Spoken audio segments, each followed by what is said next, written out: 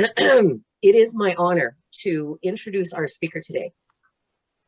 Angel Sumka, they, them, is a queer, neurodivergent sex educator with a passion for building sex-positive, inclusive communities.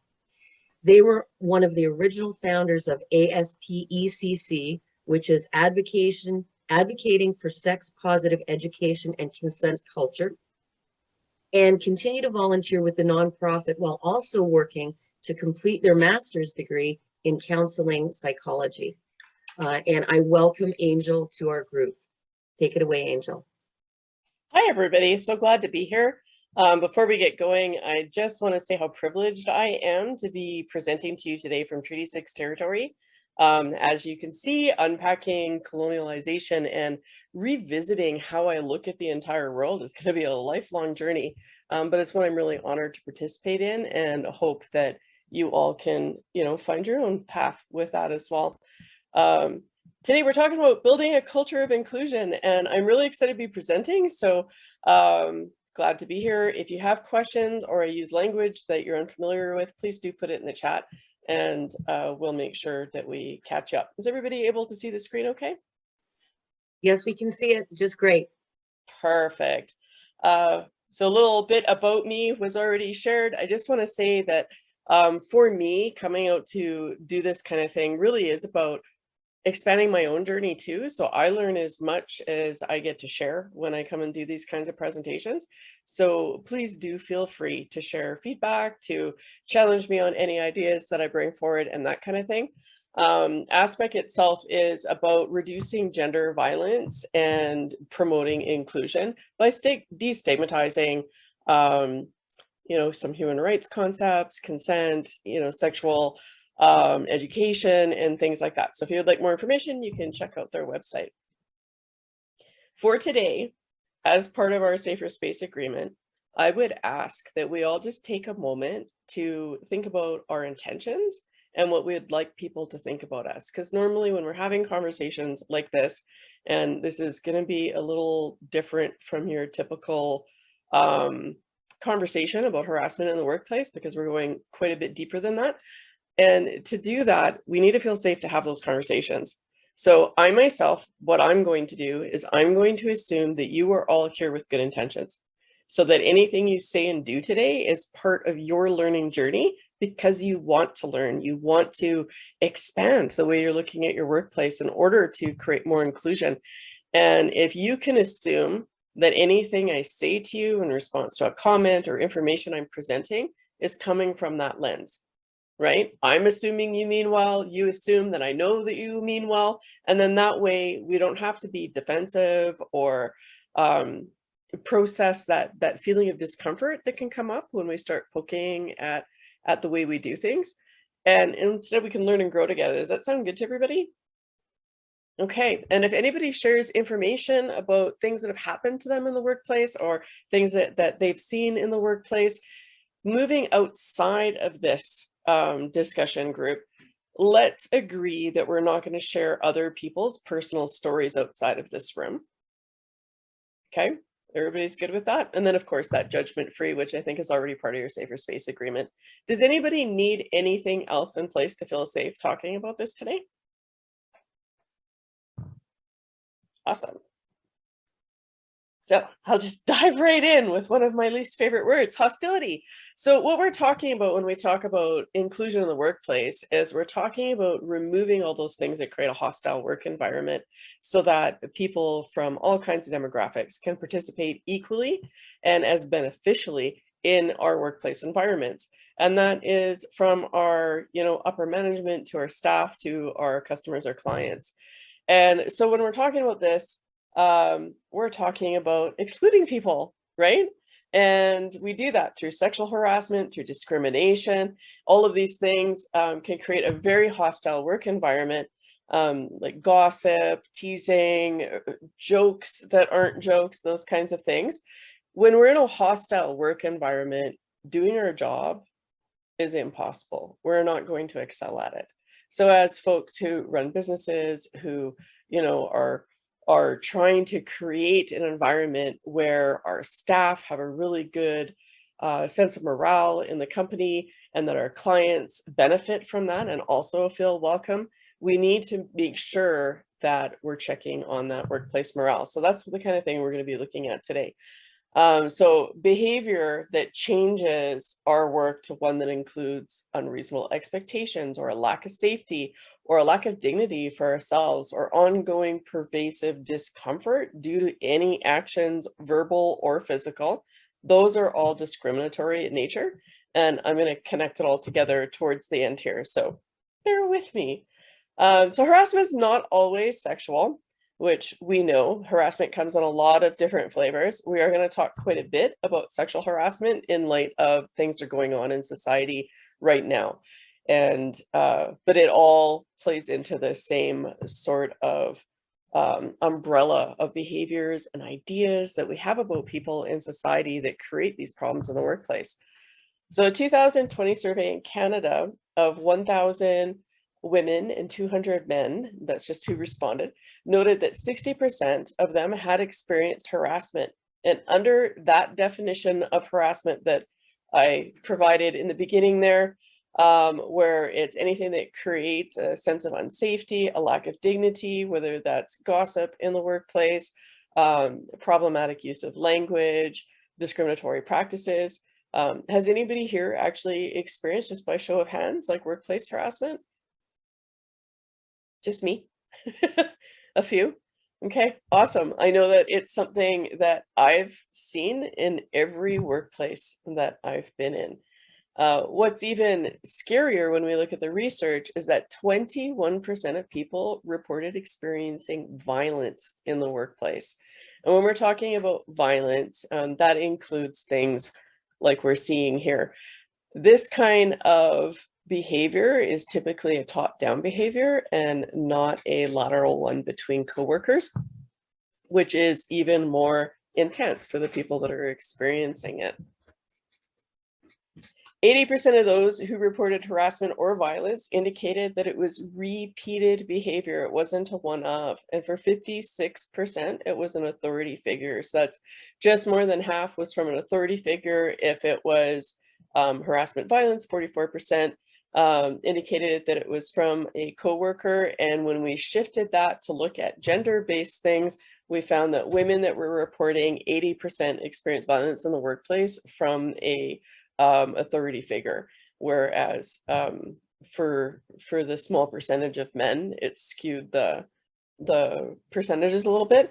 And this actually reflects my own experience, where I've noticed it's typically shift supervisors, management, people that have a little bit of power in the workplace.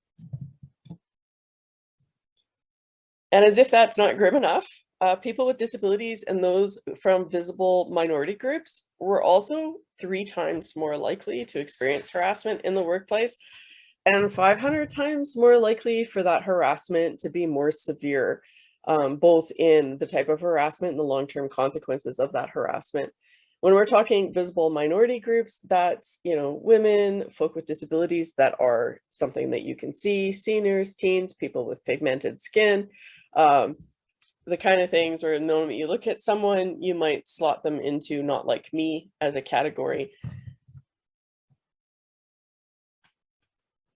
So the fun parts. Me Too has really brought to the forefront how much sexual harassment happens in workplaces. And we're seeing some very powerful people suddenly having to face accountability. And one of the things that seems to come up quite often when we're talking about the Me Too movement is a lot of resistance to the idea, because we tend to meet people in the workplace and have relationships because of the proximity thing.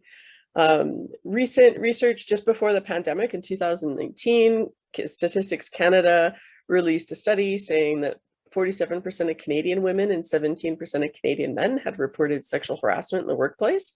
And that included sexualized verbal comments, nonverbal sexual communication, so gestures and that kind of thing, unwanted sharing of sexually explicit materials, and unwanted physical contact and pressure to engage in sexual contact.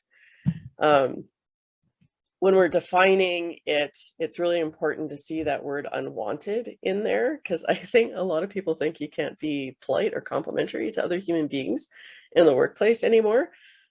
Unfortunately, though, the word unwelcome is pretty vague and it requires a judgment. And I think this is playing into the Me Too movement in a lot of ways. And like I said, workplace romance happens, right? When we're around people all the time, we tend to build rapport with them.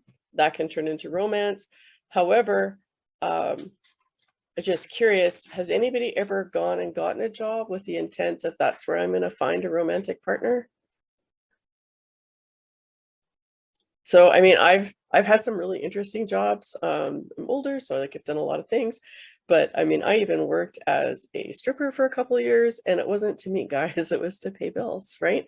Same with my work as a life coach. I'm not looking to meet people for romantic, get-togethers. As a life coach, I'm there to support them in that capacity.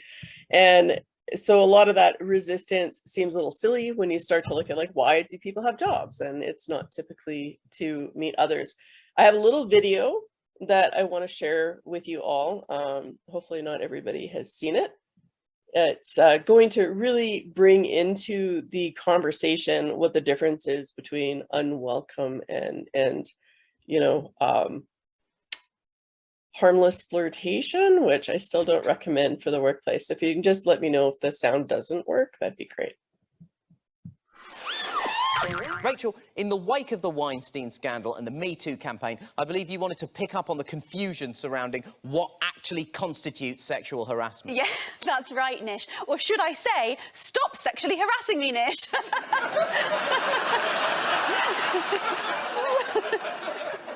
Because even talking to a woman is now completely off limits, isn't that right, Nish? No! No, it's not, Nish, but it's fun to pretend to be confused about that, isn't it?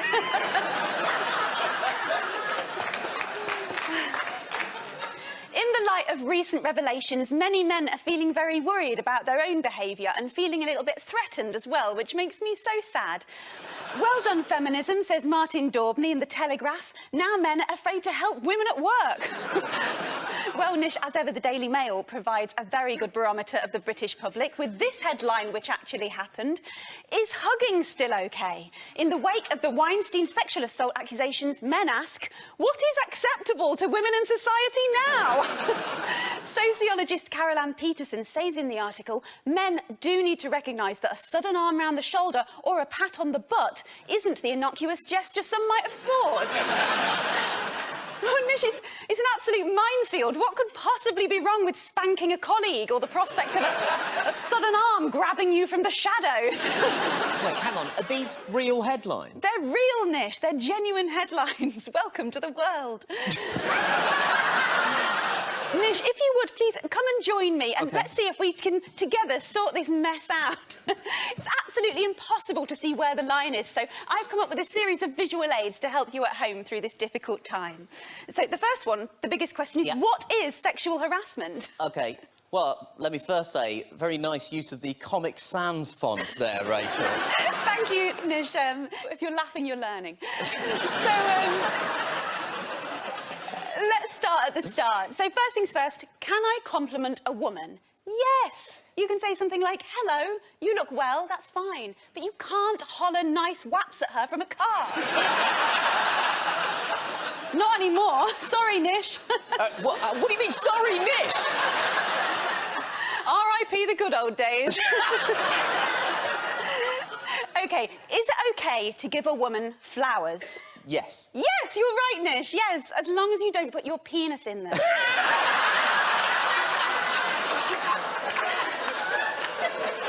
It's tricky, isn't it? OK, is it OK to give a cheery hello to a lady? Yes, of course it is, but not if you're hiding under her bed.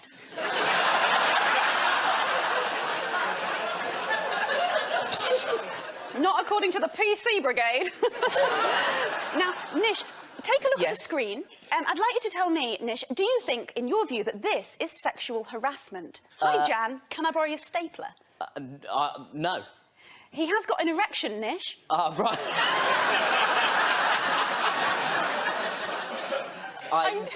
Having reviewed this picture and the angle he is standing at, I now see that I was naive to think he was not fully erect. Very good, Nish. Although, in truth, it's impossible to tell. His arm is directly in the way.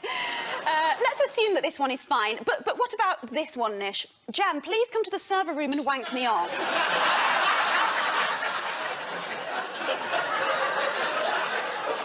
I'm going to say, yeah, I'm going to say that's a definite not okay. Yes, Nish, you got one right. So, Nish, I'm going to do now some harassment role play with you. Okay, I am immediately uncomfortable. Don't worry, Nish. Nish, don't worry. You're a non-threatening beta male who's absolutely tailor-made for the friend zone.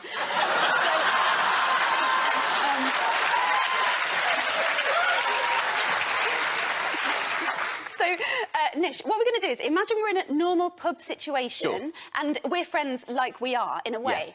Yeah. How would you greet me normally in a pub? Okay, well, we were friends, so I would just give you a hug. Exactly, so yeah, give me a hug okay, now. But now just hold that for a little bit too long. So, you know what that feels like, Nick? Does that feel right or wrong? It's feeling more and more wrong by the second. Yes, that's right, Nish. So if it feels wrong, it is wrong. Sometimes a simple greeting like a hug can be harassment if one of the participants is obviously using it for their own weird gratification. Hugging is absolutely fine, Nish, but is blood suddenly moving to the groin area? If it is, then it's a bad hug. And is it, Nish? Is it? Yeah, is no, happening? There's no blood flowing anywhere. Okay, wonderful. Thank you for your help. Thank you. I'm afraid...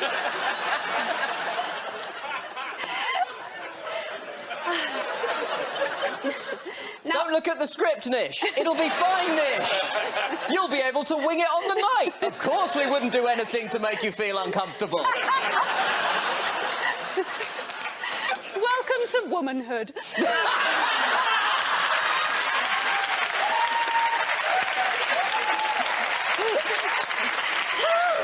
I'm afraid that life is going to get harder now that we're not allowed to sexually harass anyone. Of course it is. But if you do stick to my handy guide, we will manage to walk that terribly fine line between being a decent person and a complete wanker. Good luck to you. Ladies and gentlemen, Rachel Paris! I can never figure out how to move it to the next slide when it does that. There we go.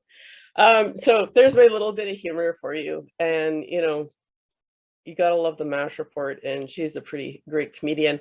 Did anybody catch the woman-splaining that happened there?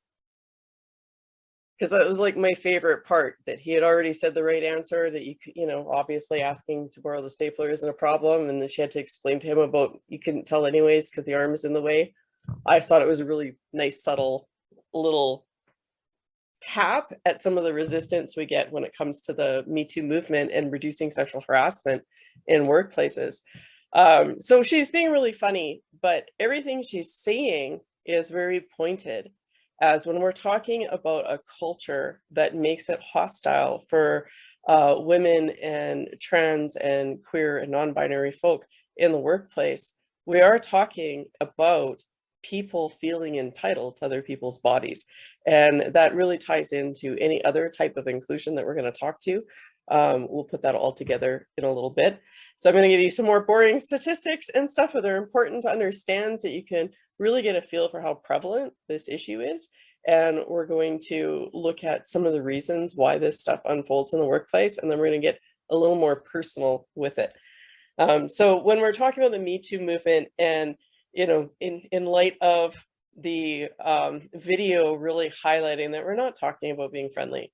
We're talking about making people uncomfortable because you can. And hopefully nobody here is doing that kind of thing, right? But I can promise you it's probably happened in your workplace at some point in time.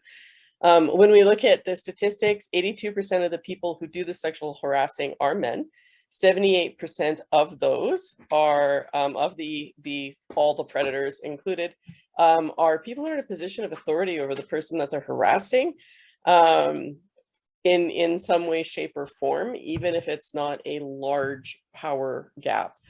According to the Canadian Statistics study, women were more likely to experience harassment in workplaces where men outnumber the women, and where leadership in the workplace is predominantly male, and racial harassment was more prolific in companies where the upper management was predominantly white. 20% of people do not, according to that study, 20% of their respondents did not report to HR in fear of negative consequences. If people are afraid to report even the minor harassments, right? How are the people who have the power to change the policies going to know that there's a problem? And that is something that you really need to keep in mind, is you might be in a position where, you know, those complaints would come across your desk, or that you're a stakeholder in the company, so of course you'd be informed, except a lot of people don't report. So when we're looking at the workplaces that have a culture of inclusion versus the ones that have a culture of discrimination and harassment, there are some real key factors that we can take a look at. And they might not be as simple as you think, but they do start with the boss. And I think this is really interesting considering the way training typically goes in a workplace, because when we do anti-harassment or cultural sensitivity training or any of that, who are the people that we normally train? Because I get called out to do a lot of this training, and it's usually the employees that I'm training, not management, not the supervisors, certainly not the business owners. And that is really problematic, because we know that the attitude and the culture in the workplace is going to come from the top, no matter what your HR rules are, right? No matter what's written on paper. It's a trickle down sort of economy. So male dominated upper management, like I said, white dominated upper management, bosses that are volatile are like a very key factor, common sense, and yet we don't see a lot of people being volatile in the workplace if they don't have a lot of privilege, right? And problematic supervision as well. Now, we talked about workplace morale, and it is one of the best ways to measure what the inclusion is, but it's really hard for a place that has some sort of toxicity in the workplace to accurately get information from their employers or employees, sorry, because they're afraid, right? They feel like they're in a hostile work environment. So it can be really important to make sure there's anonymous ways for people to answer survey questions if you're checking the workplace morale, or even engaging with someone who does organizational type psychology to come in and do a morale audit.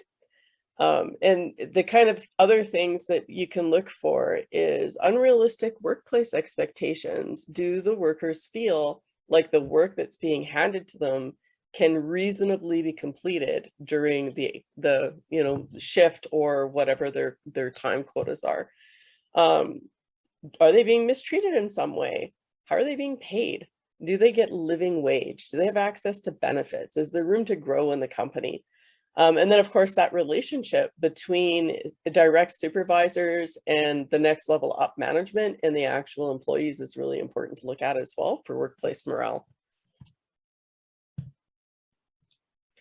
The demographics. So we talked about how a high ratio of men in positions of power in the organization, or a high ratio of white people in positions of power. So what does that mean for diverse hiring practices? Because I think most companies nowadays work really hard to make sure that they have diverse hires.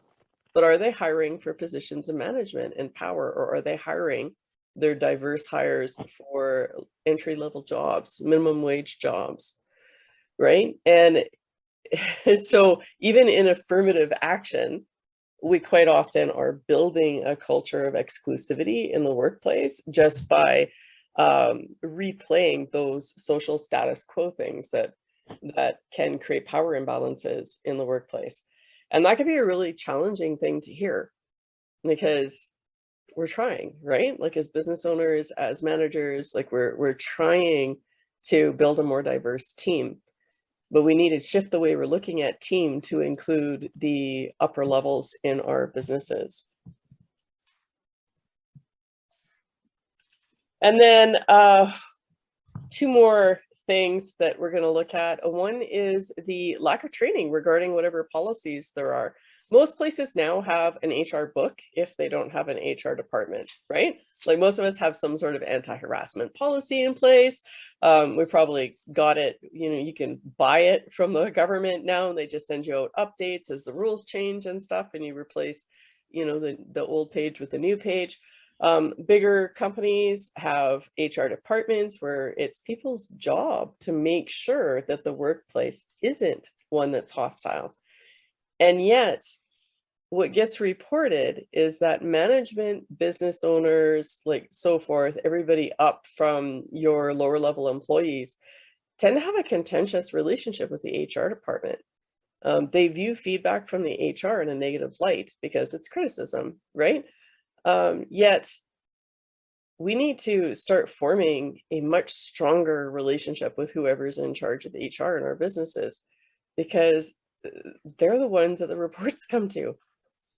And if they don't feel as if they're getting the support from upper management, the workplace morale dropping is going to start with them, right? Like they're there to make your business more productive. They're not actually there to cause you problems. So that can be really problematic. So just shifting the way we look at getting that feedback from anyone who's involved in our HR departments can really help as well. And then speaking of policies, a lot of those policies look great on paper, right? The government is really good at creating beautiful paper documents that sound lovely until we have to act on them. So go through your policies and take a look. If somebody was to report to whoever they're supposed to report to in your business, that they're being harassed, discriminated against, they don't have access to things that they need in order to do their job, like whatever things are going on, what is the response? And is it reasonable? Is that response reasonable? Are the sanctions against somebody who has violent behavior or discriminatory behavior or harassing behavior weak? Are they follow throughable? There's lots of fear about things like, being sued for firing somebody without having cause. And like, how do we know what happened? We weren't there. We didn't video record it. I hear this kind of stuff a lot from management and business owners. But you're actually more at risk from not doing something when somebody's reported and then other people getting harmed, right? That's actual negligence. So like being able to find a way to execute your policies in a way that's fair and valid and doesn't include favoritism can be super challenging. So making sure that we're actually looking at those policies from a view of, if someone reports, what would this actually look like? What barriers are there in this process that will make it hard for me to create a healthy work environment? And the other things to note is anytime we have customer service as part of our business model, which is almost always, there's a much higher risk for there to be uncomfortable, unwelcome, and non-inclusive practices in the way people are being spoken to. This has something to do, I believe, with how in society we view those doing customer service as having less qualified work skills. And I don't agree that they're less qualified, but like that just seems to be an attitude, right? Less education, so therefore away we go. And that these are the factors we're looking at. Really strong gender roles in the workplace is a problem. Lack of accessibility for people, whether it's physical accessibility or having supports for English as a second language, or if it's having like knowing where to get someone who signs, if you get somebody who needs a sign language interpreter, to, as you can see here, people of color being discounted in the workplace because, they're always being talked over, to ageism, to culturalism, to like all of those. So when you're looking at the people that you want to put in charge of your staff, you want to make sure there's someone who understands that every human is just as valid as the next human. And it's how do we create a space for people where they can be productive and they can be part of the team? And this is my last slide, and then we're going to get into some real talk. Well, this is where we're starting our real talk. So this is one of my favorite little graphics I wish the screens were bigger because I feel like it needs to be like really blown up. But the line in the middle is like our baseline in society for privilege and oppression. And everything above it is things that give you more opportunities in society. And I know privilege gets a really bad rap. People really recoil from the word, but it just means that there were opportunities that wouldn't have been there otherwise based on things that we didn't do anything to get, right? Like I was born with pale skin, and that opened doors that aren't easily opened for people that have more pigmented skin. That's just a fact in our society. So all the things above the line are things that can create more opportunity. The more of these things that apply to you, the more work you have to do to understand the perspective of people that are below the line, the lived experiences that they have underneath that bar that I've put across the graphic. And that, again, that's not a bad you or a bad them or a bad us. That's just, we've had less experience. I like to look at this as if we're talking about a fish, because a fish lives in water and it doesn't know the water's there, right? It is there. That's how the fish lives. It gives the fish, you know, the air it breathes, the food it eats, even helps with fertilizing. And that's great. But take the fish out of water and immediately it knows it's not in water, right? So when we have identities for ourselves that are privileged, we're not aware of it. That is the point of having that privilege. Until something happens in your life where you're made aware of it, you're just not, because nothing happens to make you aware of it, right? We're just the fish in water. It's when we remove that water that things become aware. And I know folks, most people who are assigned female at birth get this right away, because the millions of conversations that women have had with men, because men don't have to be afraid to get in the elevator at a hotel at night if there's someone in the elevator. Like, that's just not an experience they have most times, right? In most situations. And so they don't have that lived experience. So until someone tells them about these routines that we have just to keep ourselves safe, and how many times we think about our physical safety, they have no reason to think about that. And then they start learning about it, and away you go. And it's the same when we're talking about racism, when we're talking about queerness, when we're talking about different cultures. It's, if that's not your experience, you have to work harder to take in the experience of someone else, right? So just for a moment, think about your workplace and how many people in upper management have more than two qualities that, like two demographical qualities that are below the society line.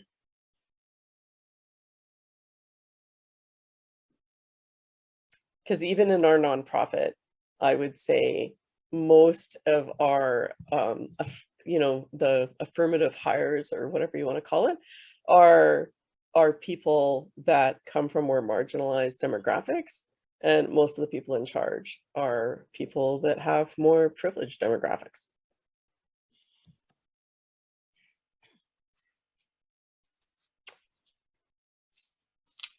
Are there any questions at this point before I get into how to make changes?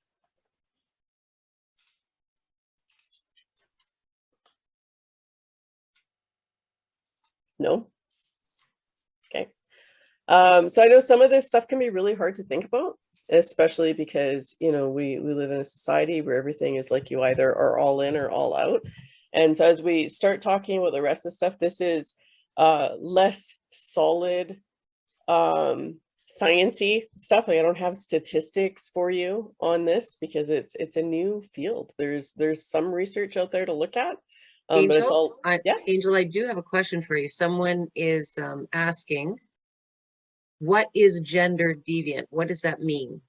I love that they put the quotes on there. I would have had to remake the whole graphic. So I'm gender deviant. I'm assigned female at birth. I've got long hair. I have breasts. People look at me and assume female, but I'm non-binary. So anything that deviates from what you would expect from the male-female stereotypes. And I have another question in here. I'm interested to know what we need to be careful about in a remote environment, because I'm sure harassment isn't absent because we are all home. So again, you're speaking to, we're in the telephone answering service industry. I know that you know our group.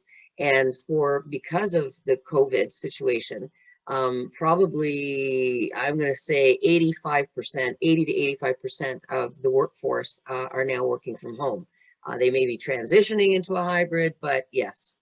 And you're probably looking, because of the answering service business and the demographics I was able to research, you're probably looking at a lot of people from marginalized communities that are doing that work, correct?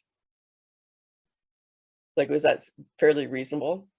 I don't know. Not sure. Not sure about that. Definitely, we've got males that are a part of this Coach You leadership training right now. But we're pretty heavy workforce in females in our industry, just because. And again, I know that our members, not every single one of them, but I'm pretty sure it's close to a very high percent higher above minimum wage, do have benefit packages. It's interesting that our industry is really a family-oriented industry. And I see outside of other industries that I've been involved with, this one really like their employees they hold dear. So it's a little bit of an outside the box industry. Okay. Yeah. Thank you for that. So I know that you and I talked, and you had said it was family owned and run like a lot of the businesses, and that just makes my heart feel good, because I'm all about people finding independence where they can, right? And family owned businesses are it's one of those Canadian things that I just really love. You see a lot of positive things. So when we're talking about supporting people in remote locations, like being aware, right? And it sounds like just by asking the question, you already know the answer to it. But I know for us, because our team also went and worked at home through the thing. So we made sure that we had more supports in place. We found who was offering mental health supports, and we made sure that information was widely available. We made sure we knew who was offering supports for intimate partner violence. Okay. And, all of that good stuff, because when people are at home together, we watch that intimate partner violence statistic skyrocket when all the shutdowns happened. So being aware that your employees have now been cut off from some of the supports that they had available at work, right? They did have other coworkers to lean on. They did have you accessible. So doing the things you need to do to maintain that culture as much as possible. Having somebody who's a point person that they trust to be the liaison between management and the employees is also great. Like who feels like they'd like to be, the warrior employee who's going to make sure that, we will give you our ear, right? So this is a person you all can talk to. That they can present information to us without giving us your name. You know what I mean? Like that sort of thing, kind of like a union rep, if you're not unionized, right? Where people might feel safer talking to them, and making sure that there's some sort of a debriefing that can happen, because that's missing when you work at home, right? And I don't know what all what kind of companies you're doing call services for, but I imagine that it's very varied, and that some of those calls can be pretty hard, right? So making sure there's some sort of debriefing system, and ask them what they need to be safe working from home and still feel like a valued part of the team.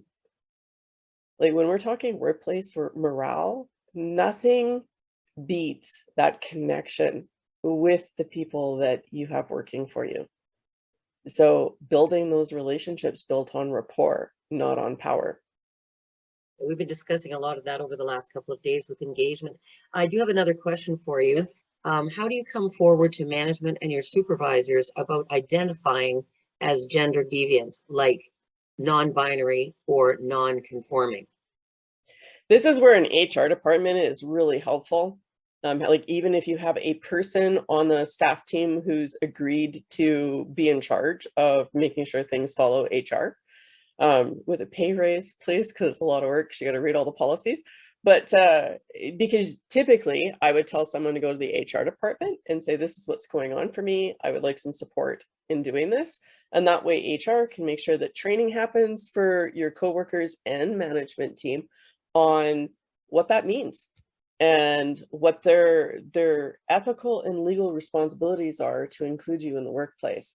If you have a great boss or a manager that you feel you can talk to, I would just talk to them.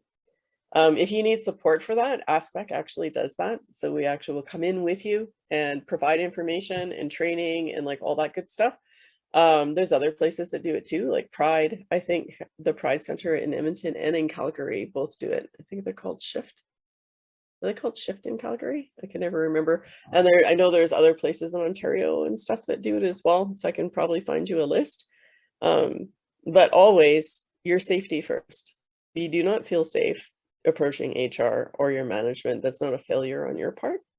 That's a problem for HR. Can also be approached as a third party thing. You know, a lot of workplaces are doing gender, diversity training. Maybe we should, to kind of pave the path for you in order to have those conversations. But because gender diversity looks different for everybody, there's not a blanket solution where it's like, here, just hand them the gender-free bathroom sticker and everything's good. Like there's a lot of personal things that need to happen, right? Like, are you changing your name? Are you like, what supports do you need, right? So yeah, if you want more information on that, feel free to reach out to me. I have a couple like pamphlets and stuff like that I can send. I can actually make sure I send them to Linda so they're available to everybody too. It can be scary if you're unfamiliar with anything outside of that masc men and feminine women stereotype, to have an employee come to you and say, hey, I need this. Just like it's scary for employers when, they consider doing an autistic hire, they're like, well, what would that look like? Right? How many things would I have to do? But there's supports out there for that kind of thing. So it doesn't have to be scary. And by law, that's considered discrimination if the accommodations aren't made, right? Like gender is protected under Canada law. So there's that. Does that help at all for that? I could talk about that you're getting some good comments here that it is helpful, and someone made a comment that the great visual representation of privilege. First time seeing this, it's a great tool to use. So yeah, there's some great tools in here. Thank you, Angel. Yeah. Awesome. Were there other questions? Let me see here. Yeah, Lindsay, what did you say here? We have a personalized section in our quality monitoring section where you can address someone by sir, ma'am, or their name to get points in the criteria. That's our award of excellence scoring criteria. How would gender pronouns, let me see here. I just flipped on my screen. Oh yeah, sorry, I closed the sharing. Yeah, thing. that's my okay. last That's slide. okay. Yeah. So how would gender pronouns outside of sir or ma'am be used over the phone if you can't use their name for whichever reason? So here's going to be an unpopular opinion with some people. I would remove the sir, ma'am completely from any customer service vocabulary. And I would start using more human language, right? That's not gender-based.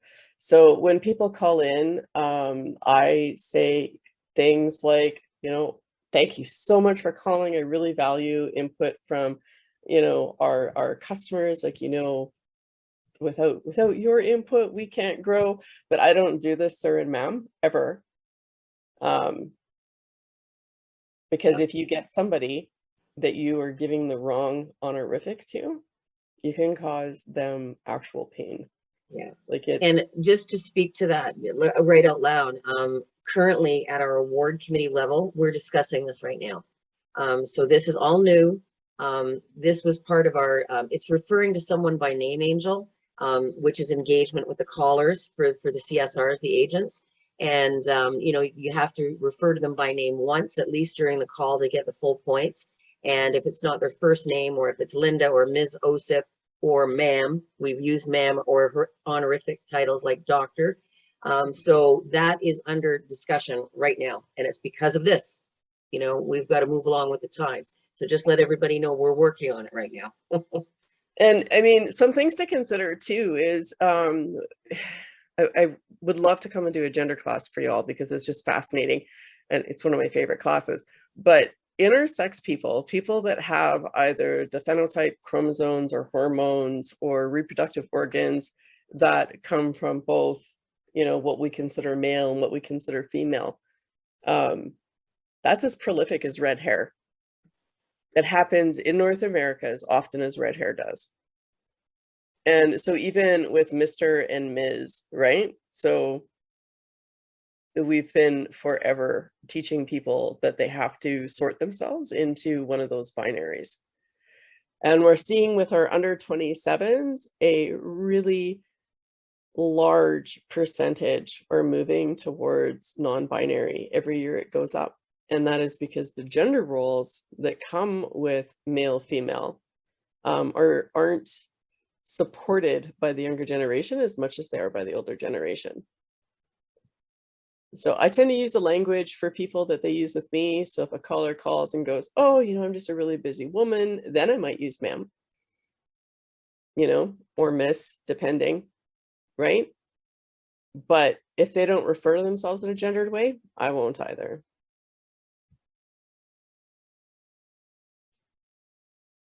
I feel like I should be able to open the chat now that the thing is. Yeah. You know, the comments are coming back and forth here again about it'd be nice not to use sir or ma'am, since sometimes it's hard to tell by the person's voice. Again, this is, you know, they're over the phone. They don't even have an opportunity to see these people. I don't like to assume and try to use their name whenever possible. And, you know, again, that's what, you know, in our protocol for the standards, it's engagement and referring the person by name. So that's much more preferable than, you know, using the sir or ma'am. So, but again, that's, you know, you can put that on the back burner and use the other methods that you can. Yeah. And we're working on it. Absolutely. And like with all things, I mean, you need to take from presentations like this what you can use and let the rest percolate. Like I'm presenting from a place that reflects my education and my personal experiences. Like bias exists, including for me. So I'm not the keeper of all the knowledge on how to create an inclusive space. I just wanted to give you enough food for thought to think about how your intersections with life might impact the way you run your workspace. As a non-binary person, I have a fondness for people using their pronouns and introducing themselves with their pronouns. In call center work, I thought about this quite a bit because Linda and I were talking about it, and I'm not sure it's as necessary. Although the moment someone uses their own pronouns, I know that I'm not going to be mistreated by them. Like just by introducing yourself with your pronouns makes me know that I'm safer with you than with other people. So there is that. And it is gearing towards that. We're seeing a lot more businesses in society, including their pronouns in their emails and their signatures and in their conversations. That's cool. But moving away from the binary gender terms is super important if you're going to make room for people that are under that LGBTQIA+ umbrella. Someone's making a comment here that actually speaks to your point earlier. Having high school and college age children has opened my mind to this topic and started my education about this. And again, what you just said, under 27s, it's a whole new world. And I, you know, at my age, and we, you know, we've talked about, our next section is going into multi-generations in the call center and listening with the intent to understand. But you know, it's an ever-changing world. And as much as we're on top of quality assurance in the call center, we're constantly training, coaching, mentoring, we're doing all kinds of stuff. The equipment's changing, our world's changing, and this is part of the change. And we have to like jump on this train. We can't let it go by, or we're going to make some serious mistakes. Absolutely. And I know we focused a lot on gender because, you know, I'm from the sex positive community, so we focus on it a lot. But I want you to understand, like the things we're talking about here are directly transferable to decreasing racism in your space, to decreasing homophobia and transphobia in your space, It's just about learning to take in information that is outside of your own experience, right? You got an employee who needs to have more breaks so that they can, follow their prayer routine. It costs you nothing to create that support in the workplace. And if you support it unabashedly, then your staff will also support it, right? Like, it comes from the top. If you're griping about it, then your manager is going to gripe about it, and then the staff is going to gripe about it, and that person's not going to feel safe in the space. We've got about 5 minutes before the top of the hour. This is an opportunity to ask someone who has a lot of knowledge. If you have any questions, please feel free to write in the chat, come off of mute, put your hand up. We'd love to hear from you. If you want to talk about trans people participating in sports, Lindsay, I would suggest we have a whole discussion on it. But I noticed that nobody asked those questions before nobody cared about women's sports until they found out trans people were participating. Like, no one cared. How do you feel about the volleyball players being forced to wear bikinis in the Olympics? Right. And getting fired for not doing it. So, I mean, and I don't say that from a place of, feeling that you have the wrong idea, but because I think the information that we get comes from that lens. Like, that conversation is happening right now on the news because people are transphobic on the news. Yeah, well, that's why I wanted to ask you, because I've been doing sports in a male environment because there weren't opportunities for girls since I was 11. And right now I do jiu-jitsu, which is a more male dominant sport. So I was curious what your viewpoint was on that, because I have my own viewpoint based on my experience, but I was just interested first. Yeah, you should come out to one of the gender talks. We talk about this stuff a lot. Mm. It's a blast. More about the pronouns. So, someone's preferred pronouns, and they're not preferred pronouns, they're just pronouns.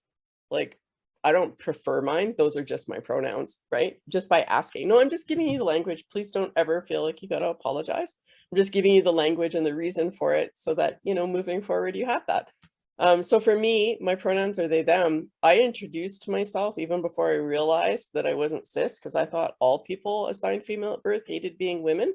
I didn't realize that that was not the case until just a few years ago, when I got schooled by a trans woman, actually told me that it was really harmful in the way I talk about gender, because I don't like it. I think gender is crap. Apparently that's just me, right? Okay. Apparently, if you really hate the idea of the gender box you're in, you are not cisgender. Who knew?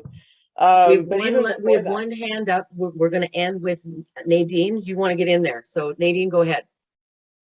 Just wanted to ask you your opinion with the whole Me Too movement being veered to women, and absolutely loving seeing what's going on with that. But are you noticing, like I am, a trend of harassing men now? Like on the Grammys, they did a whole thing of let me do a COVID test, and we're grabbing their asses on television. And I see it, like I was walking the one day and these 3 girls were catcalling a guy. And I'm like, but if we don't want it, why are we doing it to men? So I wanted to kind of get your opinion on that as well. I think that internalized misogyny is a problem, just like internalized homophobia is a problem in the gay community. And that we were also taught that men always want sex and women's job is to tell them no, right? So I'm not surprised to hear that. And I do a lot of teaching in the queer community, the kink community, and the swingers community, and they're all having the same problem. Okay. So I think it's a matter of feeling sexually empowered and not yet unpacking the patriarchy in our sexuality. Gotcha. Because I just find it's so double standard. It is. It is. I want to jump back to the pronouns thing. Just introduce yourself with your pronouns. That's all you have to do. You want to know what somebody's pronouns are, and you should be doing that even if you're pretty sure you know their pronouns, right? So like, hi, Linda, my name's Angel. I use they, them pronouns. What are yours? That's it. And it's totally acceptable to ask anybody. Some people will get cranky about it, and it's just, you know, I would rather respect you the way you want to be respected. And the only way I can do that is by asking. Yeah, and when you ask, you start conversation, and that's what this education is all about. Angel, we're at the top of the hour. This has been fascinating. I have gleaned so much out of this. This is being recorded. Everyone will get a copy of it. And I'm also going to, you know, I'll put your contact information out to everyone, because if they want to further this and maybe have some confidential conversations with you one-on-one, I know that you'd be happy to do that. So on behalf of CAMX, thank you so much for your time, valuable, great information. And for everyone that attended today, thank you so, so much. Thank you, everybody.